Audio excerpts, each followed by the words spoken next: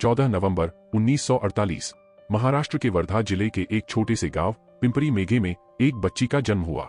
नाम रखा गया सिंधु। घर की हालत बेहद खराब। पिता अभिमान साठे, छोटे किसान, मां मंगला, घर संभालने वाली। गांव में लड़कियों को बोझ समझा जाता था और सिंधु का जन्म भी किसी खुशी का कारण नहीं बना।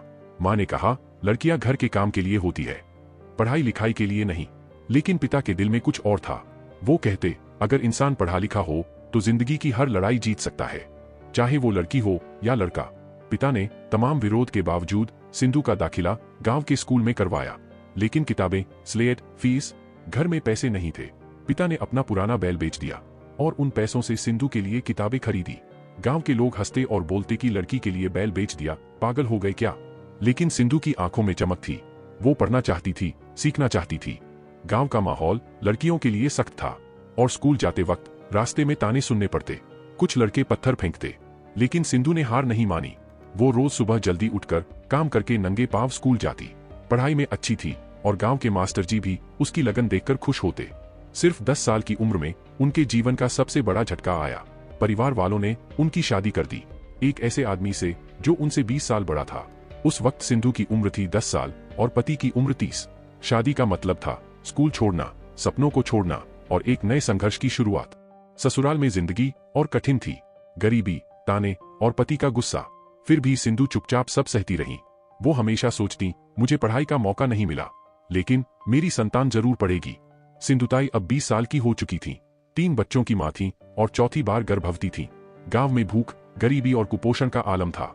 एक दिन उन्होंने गांव के कुछ किसानों के हक में जमींदार से बहस की। बात इतनी बड़ी कि जमींदार ने उनके पति को भड़काया। पति ने बिना कुछ सुने गर्भवती सिंधु को बुरी तरह पीटा और घर से निकाल दिया। उस समय सिंधु 9 महीने की गर्भवती थी। रात का अंधेरा, जंगल का रास्ता और कोई अपना नहीं। भूख, दर्द और अकेलापन। इसी हालत में उन्होंने एक गौशाला में बिना किसी मदद के अपनी बेटी को जन्म दिया। गायें और बछड़े उनकी गवाही बने। ये वो पल था जब उन्होंने खुद से वादा किया, अब मेरी जिंदगी सिर्फ मेरे लिए नहीं, हर उस इंसान के लिए होगी जिसे समाज ने ठुकरा दिया है। सिंधुताई अपनी नवजात बेटी को गोद में लेकर भटकने लगी। रेलवे स्टेशन, मंदिर, फुटपाथ, जहां भी जगह मिली वहीं रही। जीने के लिए भीख मांगनी पड़ी, लेकिन जो भी मिला उसमें से कुछ हिस्सा वो अनाथ बच्चों को देती। धीरे धीरे उनके पास ऐसे बच्चे आने लगे जिनके पास कोई नहीं था। सिंधुताई ने महसूस किया कि अनाथ बच्चों को पालना सिर्फ रोटी देने का काम नहीं, बल्कि उन्हें प्यार और अपनापन देना जरूरी है। उन्होंने उन बच्चों को मेरा परिवार कहना शुरू किया। उनकी बेटी ममता को भी उन्होंने अनाथालय में पाला, ताकि बच्चों के बीच कोई भेदभाव न हो। भीख से मिले पैसों से उन्होंने 2-3 बच्चों को पालना शुरू किया। फिर गांव गांव जाकर लोगों से मदद मांगी, लेकिन कई बार ताने मिले, अपमान सहना पड़ा। फिर भी उन्होंने हार नहीं मानी। उनका नाम धीरे धीरे फैलने लगा। लोग उन्हें अनाथों की मां कहने लगे। साल 1980 के दशक में सिंधुताई का काम पूरे महाराष्ट्र में चर्चा का विषय बनने लगा। जहां कहीं भी कोई बच्चा बेसहारा मिलता तो लोग कहते, उसे सिंधुताई के पास भेज दो। लेकिन उनके पास न कोई बड़ा अनाथालय था, न स्थायी जगह। फिर भी वो बच्चों को अपने पास रखती, सड़कों पर सोती, भूखे रह जाती, लेकिन बच्चों को खाना खिलाती। एक बार पुणे के एक बड़े कार्यक्रम में उन्हें बुलाया गया, लेकिन मंच पर जगह नहीं दी गई। उन्होंने माइक पकड़कर कहा, अगर मंच पर जगह नहीं है तो मुझे बच्चों के बीच बैठने दो, क्योंकि मेरा असली मंच तो यही है। भीड़ ने खड़े होकर तालियां बजाईं। 1994 में लोगों की मदद और खुद की अथक मेहनत से सिंधुताई ने पुणे के हड़पसर में ममता बाल सदन की स्थापना की। यह सिर्फ एक अनाथालय नहीं, बल्कि एक घर था जहां 100 से ज्यादा बच्चे रहते, पढ़ते, खेलते और मां का प्यार पाते।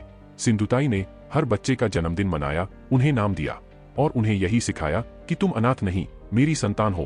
पहले जो लोग उन्हें भीख मांगने वाली कहते थे, अब सम्मान से सिंधुताई कहने लगे। टीवी, अखबार और रेडियो में उनकी कहानियां आने लगी। वो स्कूलों और कॉलेजों में जाकर भाषण देती, ताकि लोग समझें कि अनाथ बच्चा सिर्फ सहारे का नहीं, अवसर का हकदार है। सिंधुताई को उनके काम के लिए 750 से अधिक सम्मान मिले, जिनमें पद्मश्री भी शामिल है। लेकिन वो हमेशा कहती, अवार्ड मेरे बच्चों के हैं, मैं तो बस माध्यम हूँ। बुढ़ापे में भी सिंधुताई का जोश कम नहीं हुआ। 80 की उम्र में भी वो अनाथ बच्चों के लिए फंड जुटाती, उनके लिए नई इमारतें बनवाती। 4 जनवरी 2022 को उन्होंने इस दुनिया को अलविदा कह दिया। लेकिन उनके जाने के बाद भी उनके 1500 प्लस बच्चे और अनगिनत कहानियां जिंदा हैं। आज अनाथों की मां सिंधुताई सपकाल सिर्फ एक नाम नहीं, बल्कि एक आंदोलन है। उनकी कहानी सिखाती है कि अगर आपका दिल बड़ा है तो आप अकेले भी हजारों का परिवार बना सकते हैं।